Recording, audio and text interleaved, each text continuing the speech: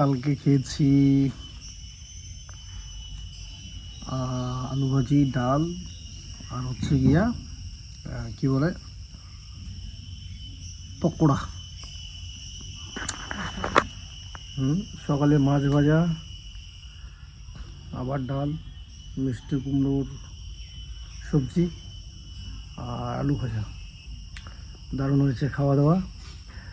আর আজকের ওয়েদারটা কিন্তু বন্ধুরা খুবই মেঘলা। যাওয়া ক্যান্সেল করে দিয়েছে বন্ধুরা।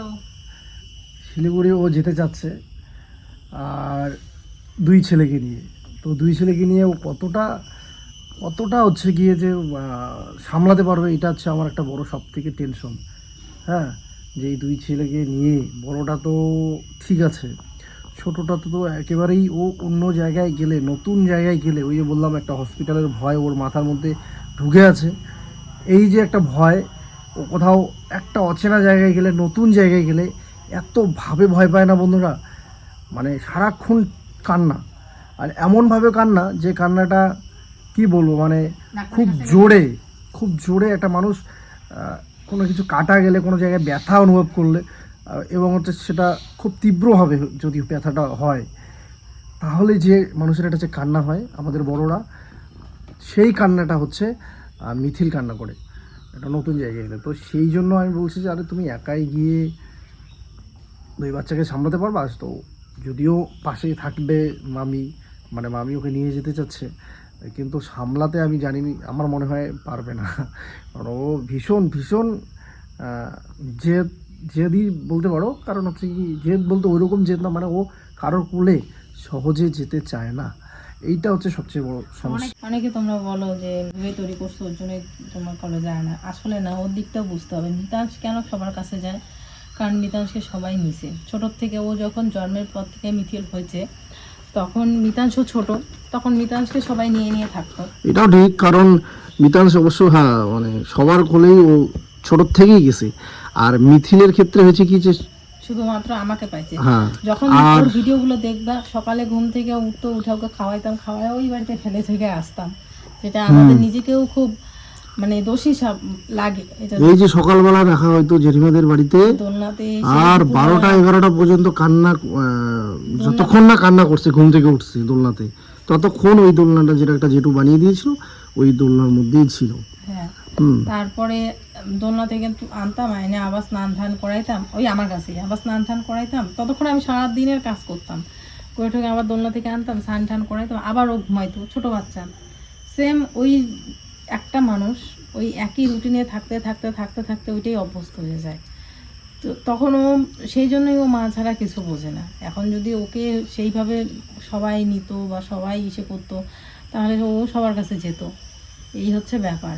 তো যার কাছে যে থাকে, যেমন একটা টাউনের বাচ্চা শহরের বাচ্চার মধ্যে তফাৎ কি? শহরের বাচ্চা সবসময় ঘরের মধ্যে থাকতে থাকতে ওইটাই অভ্যস্ত হয়ে যায়। ওরা ঘরেতে থাকা, 2টা রুম 3টা রুম থাকতেই ওদের ওইভাবেই থাকতে চায়। আর গ্রামের বাচ্চাগুলো এরকম খোলামেলা পরিবেশ পাইতে পাইতে কী হয়, ওরা খোলামেলা থাকতে পছন্দ করে, এদিকে দৌড়ায় ওদিকে দৌড়ায়। তো ওই হচ্ছে ব্যাপার বন্ধুরা। এটাই আমি নিজে, আমি চাই না এই যে আমার ছেলে সবসময় আমার কাছে থাকুক বা মা করুক, কারণ আমিও তো সংসারে কাজ করি, বা আগেও করছি, এখনও করছি। যখন মিথিল ছোট ছিল তখন কি সংসারে কাজ করিনি? 13টা দিন শুধু ছিলাম না, করিনি। তার 13 দিন পর থেকে রান্না বান্না শুরু করে ধোয়া কাচা, মিতাংশের সময় যেটা তোমাদের দাদাভাই পুরাই করছে, এটা কোনোদিনও অস্বীকার করতে পারবে না। 3 মাস যখন আমার সেলাই পেয়ে গিয়েছিল, 3 মাস কি আরো বেশিও তুমি ধোয়া কাচা করছো, তাই না মিতাংশের সময়? কিন্তু মিথিলের সময় কিন্তু সেটা না।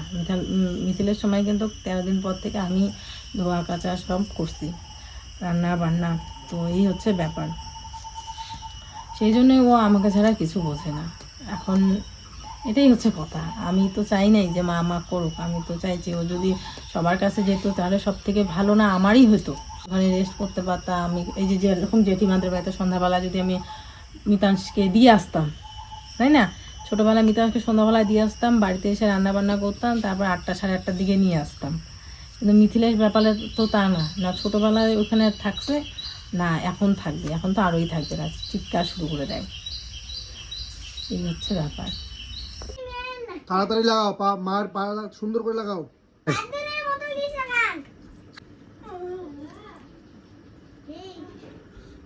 কি হয়েছে বাবা মার পায়ে? ফেটে গেছে? হয়ে গেছে, সুন্দর করে লাগাও না, কিন্তু হসপিটাল নিয়ে যেতে হবে।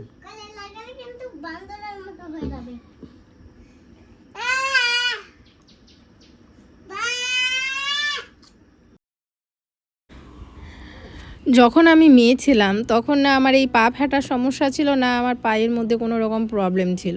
কিন্তু যবে থেকে আমার বিয়ে হয়েছে, এই ধোয়া কাচা শুরু করেছি, তবে থেকেই আমার পা ফাটার একটা মানে কি বলবো, প্রচণ্ড খারাপ অবস্থা আমার পায়ের। মানে আমার এক এক সময় এরকম হয় পা ফেটে একদম পুরো রক্ত বের হয়, যখন আমি হাঁটতে পারি না। আসলে এটা কখন থেকে শুরু হয়েছে জানো? বিয়ে আমার শ্রাবণ মাসে বিয়ে হয়েছিল, হ্যাঁ। আর শ্রাবণ মাস ভাদ্র মাসে হচ্ছে আমার পায়ে গরম মার পড়ে গেছিলো বিয়ের পর মানে সেদিনটা বলিস, সেই দিনে হচ্ছে ওই যে আমাদের এখানে নিয়ম আছে, ভাদ্র মাসে সবাই মামার বাড়িতে খেতে যায় আর কি, মামির হাতে ভাত। তখন আমরা সবাইকে নিমন্ত্রণ করেছিলাম। বিয়ের প্রথম বছর আমার যে দিদিগুলো আছে সবাইকে, ওই ভাগ্নি ঠাগ্নিগুলোকে সবাইকে, তারপরে যে আমার পিসি শাশুড়ির মেয়ে আছে ওর বাচ্চাগুলোকে, মানে অনেক। জল চাচ্ছে। আগে দেখো একজন ওইদিকে কি করছে, কোথায় উঠছে দেখো, সারাক্ষণ বাড়িতে দুষ্টুমি।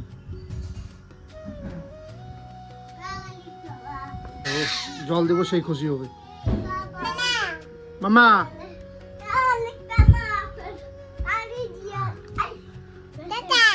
টাটা টাটা টাটা টাটা কি বিস্কুট চা ফেলছে, দাও বলছি। আয় মিতান, ও ছোট বাবা, ও ছোট বাবা, ও ছোট।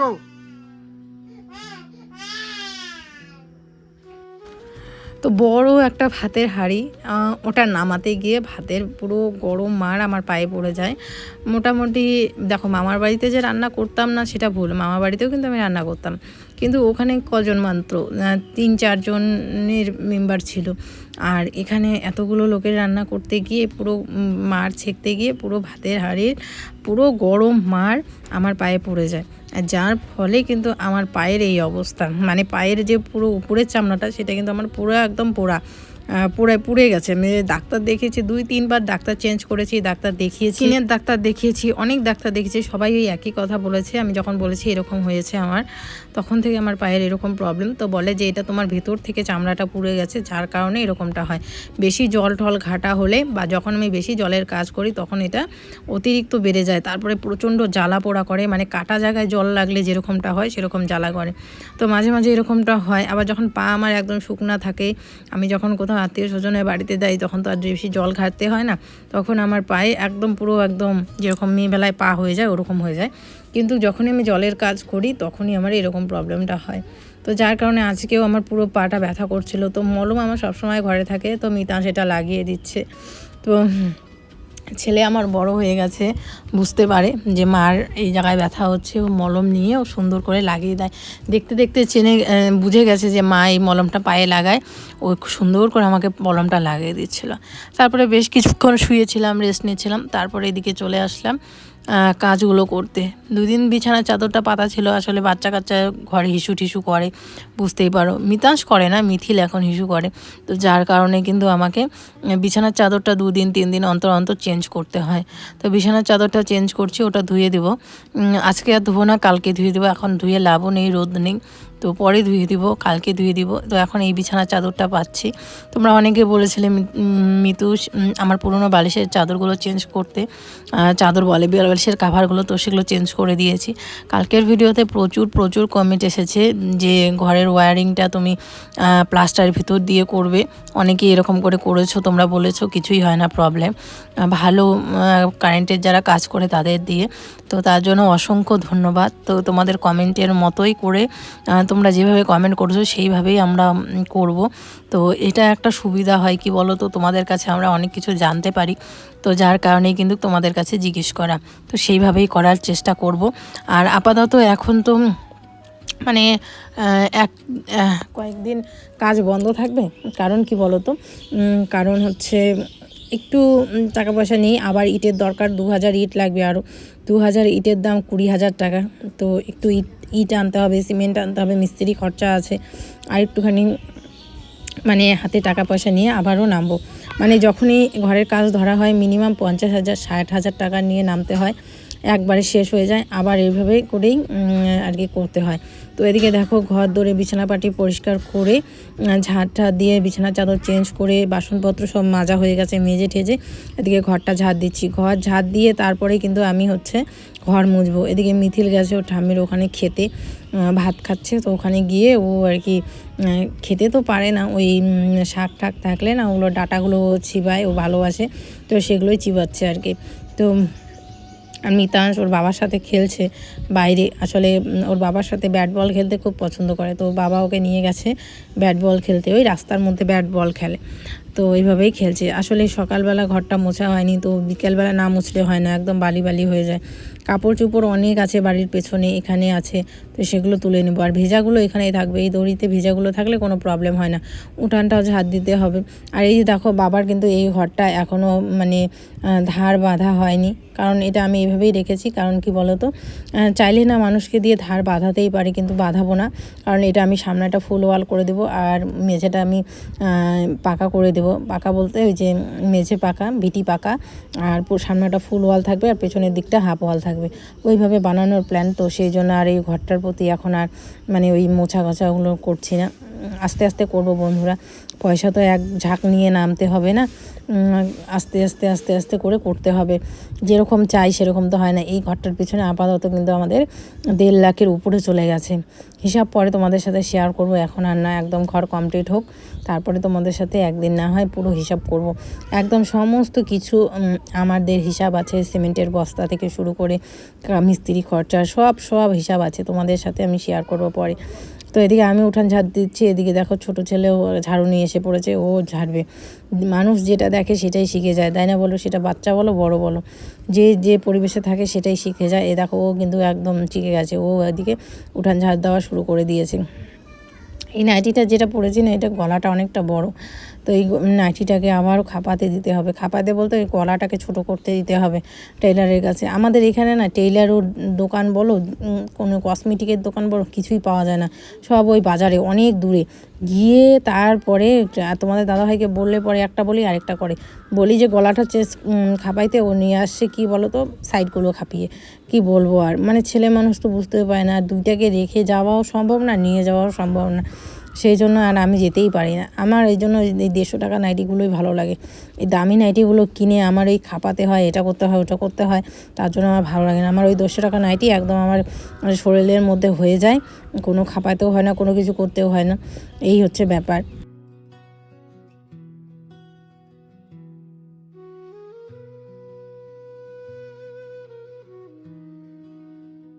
আচ্ছা, অনেক দিন পর আমি পেছনে যাচ্ছি, আমি কিন্তু এখন পেছনে যাই না, না জামা কাপড় রোদে দিতে না আনতে, কারণ এই রাস্তার এপার থেকে ওপার প্রচণ্ড সাপের উৎপাত, আর ছোটো ছোটো সাপ না, বড় বড় সাপ, গাছুয়া সাপে যে গাছে টাছে থাকে, খুব ভয় লাগে, সেই জন্য আমি যাই না। বেশিরভাগ তোমাদের দাদাভাই আনে। আজকে ভাবলাম একটুখানি যাই, দেখো আমাদের কত পেয়ারা হয়েছে গাছে, প্রচুর পেয়ারা হয়েছে এবার। ছোটরা অলরেডি আমাকে ডাকা আরম্ভ করে দিছে মা মা করে। ড্রাগন ফলও হয়েছে খুব সুন্দর। চলো আমি আসছি জামা কাপড় নিতে, জামা কাপড় নেবো। দেখো আমার শাশুড়ি দিয়ে কাজ করছে।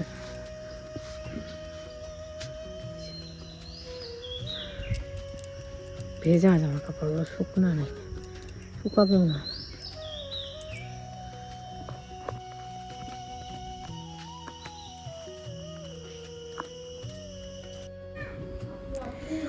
জামা কাপড়গুলো নিয়ে তারপরে চলে আসলাম এদিকে ঘর মুছতে। আসলে ঘর একবার সকালে মুছলে তাহলে হয়ে যায়, কিন্তু সকালবেলায় এতটা চাপ থাকে যে ঘর মোছাই হয় না। তো সেই জন্য ভাবলাম যে না, এখন মুছে দিই, সার্ফ দিয়ে তারপর সুন্দর করে মুছি। মুছলে কি হবে, আবার ওই কাদা মাটি পায়ে, তারপর হচ্ছে এই ধুলো বালি নিয়ে আবারও চলে।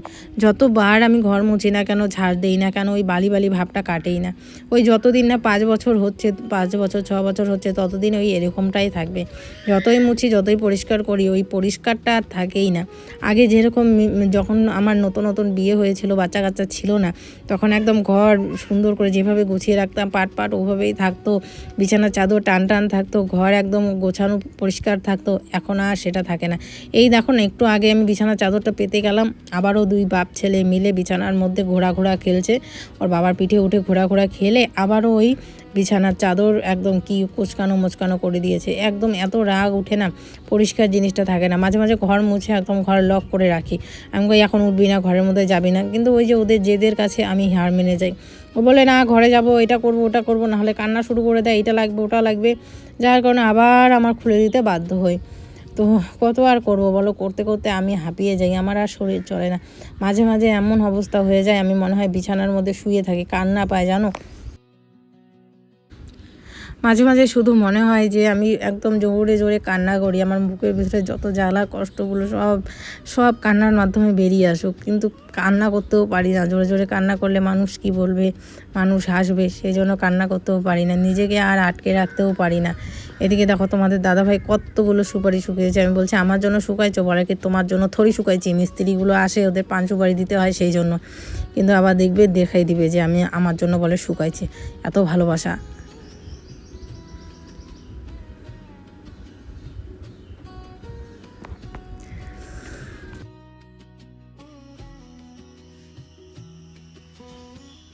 মিথিলের শরীরের অবস্থা দেখলে কেউ বলবে যে ওই এই সকালবেলার দিকে ওকে স্নান দান করিয়ে দিয়েছি, ও স্নান করার মানুষ, একে আবার গরম জল করে তারপরে আবার ওকে পরিষ্কার করতে হবে। মিতাংশকেও সেম, ওদের দুই বেলায় তাই করে দিই। একবার গরম জল করে মানে দুপুরবেলা এমনি জল দিয়ে স্নান করে দিই, কিন্তু সন্ধ্যের আগে আগে গরম জল করে স্নান করে দিই। এই যে নতুন একটা এরকম খেলনা শিখেছে, এইভাবে খেলে, এই দেখো কীভাবে।